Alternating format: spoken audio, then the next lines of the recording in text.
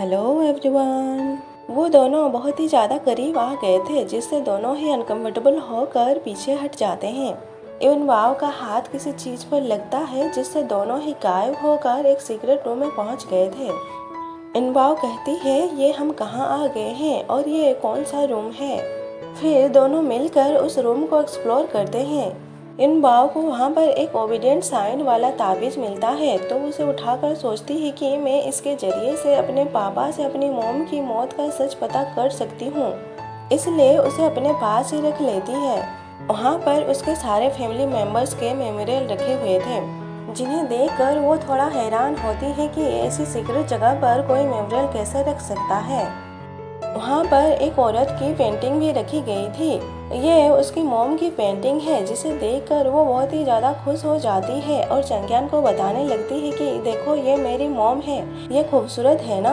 वो उनसे बहुत प्यार करती थी और उन्हें बहुत मिस भी किया करती थी, इसलिए अपनी मॉम को फील करने के लिए उनकी तस्वीर को छूती है। बट वहाँ पर एक हिडन ट्रैप सेट किया गया था जो तस्वीर के छूते ही ट्रिगर हो जाता है। चांग्यान जल्दी से उसे पीछे खींच लेता है जिससे दोनों को एक भी तीर नहीं लग पाती। इनवाव समझ जाती है कि इसके अंदर जरूर कुछ छुपा कर रखा गया है। उसे खोजने के लिए फिर से फोटो को टच करके देखती है। उसके पीछे एक पेंडेंट को छुपा कर रखा गया था। इनवाव उसे अपने हाथ में उठाकर देखने लगती है कि तभी उसे एक विजन दिखाई देता है। वो अपने विजन में अपने मॉम को और उनके सामने एक मास्क वाले आदमी को खड़ा देखती है। ये याद आते ही उसके हार्ट में जोर से पेन होने लगता है। चांग्यान को समझ नहीं आता कि अब वो क्या करे, इसलिए उसे बाहर ले आता है। उसके पापा को भी किसी घुसपैठिए का सिग्नल मिल गया था, इसलिए गार्ड्स को लेकर उसे रोकने चले आए थे। बट वहाँ पर तो उसकी बेटी और चांग्यान खड़े थे। वो उनसे पूछते हैं कि तुम लोग यहाँ पर क्या कर रहे हो। इनवाव के हाथों में वो जेड पेंडेंट देख कर कहते हैं कि पेंडेंट मुझे वापस दे दो, ये पेंडेंट तुम्हारे किसी काम का नहीं। पर वो देने से मना करती है, कहती है आपने मुझसे बहुत कुछ छुपाया है, मॉम के बारे में, उनके डेथ के बारे में मुझे कुछ भी नहीं बताया। अगर आप मुझे सब बताओगे तो मैं ये आपको दे दूंगी, वरना इसे नहीं दूंगी। ये सुनकर उसके पापा बहुत गुस्सा हो जाते हैं और उसे चोट भी पहुंचा देते हैं। लगता है वो पेंडेंट उनके लिए बहुत खास है। आगे से चांग्यान उन्हें रोक लेता है और इनवाव को अपने साथ ले जाता है। रात में इनवाव एक बुरा सपना देखती है जिसमें उसके पापा ही उसकी मॉम को मार दे रहे थे, जिससे घबरा कर उठ जाती है और सोचती है कि पापा ने आपको क्यों मार डाला, ऐसी क्या बात है जो मैं नहीं जानती।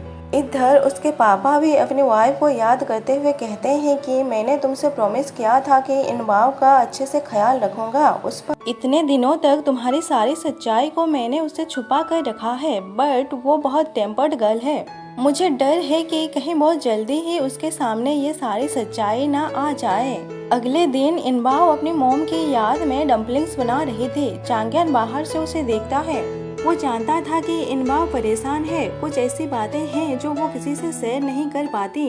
शायद उसे ही अपना दोस्त मानकर अपनी दिल की बातें बता सके, इसलिए अपनी असली रूप में आकर वो भी लिटिल फॉक्स को देखकर बहुत ही ज्यादा खुश हो जाती है और उसे उठाकर प्यार करने लगती है। फिर भी उससे अपने दिल की बात बताती है कि बचपन में हम बहुत ही ज्यादा खुश हुआ करते थे।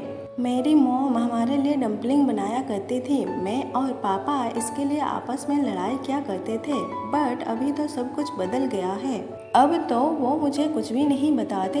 मैं कब से उनके एक्सप्लेनेशन का इंतजार कर रही हूँ। जो भी हुआ हो वो मुझे जो कहेंगे मैं उसे सच मान लूंगी। बाहर से उसके पापा भी ये सारी बातें सुन रहे थे। वो उसके लिए मेडिसिन लेकर आए थे, बट उसके सामने नहीं जाते, मेडिसिन को वहीं पर ही रख कर चले जाते हैं। इनवाव उसके हाथ को पकड़कर वहीं पर सो गई थी और अपने नींद में ही बड़बड़ाने लगती है कि मुझे कैंडीज, डम्पलिंग और भी बहुत सारी चीजें खानी है।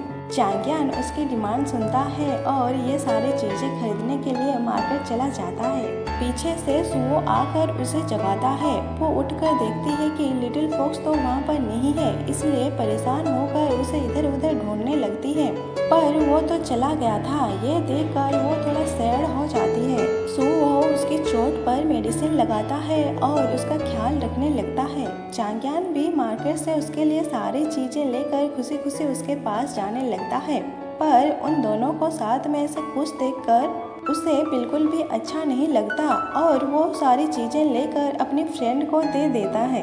इधर सू के पापा इनबार पर नजर बनाए रखे थे। वो कब क्या करती है, कहाँ जाती है, किससे बातें करती है, उन सारी चीजों पर उनकी नजर थी। ये आदमी थोड़ा सस्पिशियस है, इसके दिमाग में क्या चल रहा है पता नहीं, बट कुछ तो खिचड़ी पक रही है। अगली मॉर्निंग भी इनबा उस लिटिल फॉक्स को लेकर परेशान थी। वो लिटिल फॉक्स कहाँ चला गया है, रात में मुझसे मिलने भी नहीं आया, कहीं उसके साथ कुछ हो तो नहीं गया। तभी वो लोग देखते हैं कि चांग्यान कैसे एक साथ कई सारे लोगों को फ्रीज करके वहाँ से निकल आया है। ये देखकर तो उनका होश ही गुल हो गया था। वो दोनों बहुत ही ज़्यादा शॉक्ड हो गए थे। क्या कमाल की मैजिक टेक्निक है, क्या एक ही साथ इतने सारे लोगों को फ्रीज किया जा सकता है, क्या कमाल का स्पेल है।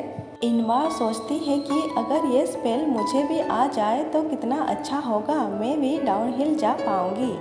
इनबा वो स्पेल सीखने के लिए अपने हैंडसम से टीचर को खूब सारा मस्का लगाने लगती है।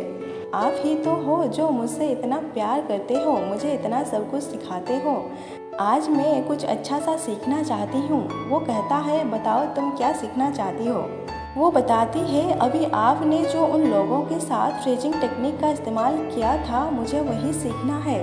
आप प्लीज़ मुझे वो टेक्निक सिखा दो ना, प्लीज़ आप जो बोलोगे मैं वो सब करने के लिए तैयार हूँ। मुझे वो टेक्निक सीखना है, आप प्लीज़ मुझे वो टेक्निक सिखा दो ना। उससे याद आता है कि कल कैसे सुहो के साथ इतने प्यार से हंस हंस कर बात कर रही थी। इससे उसे थोड़ा जेलसी होता है, इसलिए पहले तो उसे सिखाने के लिए एग्री हो जाता है, पर बाद में उसे स्पेल सिखाने से मना कर देता है। बेचारी का इतना मस्का मारना कोई काम नहीं आता। और इसी के साथ ही ये एपिसोड यहीं पर एंड होता है। Thanks for watching, stay connected, bye bye. आज मेरी वॉइस आपको थोड़ी अजीब लगी होगी, इसके लिए I am really very sorry. आप प्लीज़ इसे इग्नोर कर देना और स्टोरी को अच्छे से एंजॉय करना। Thank you so much for loving my explanation.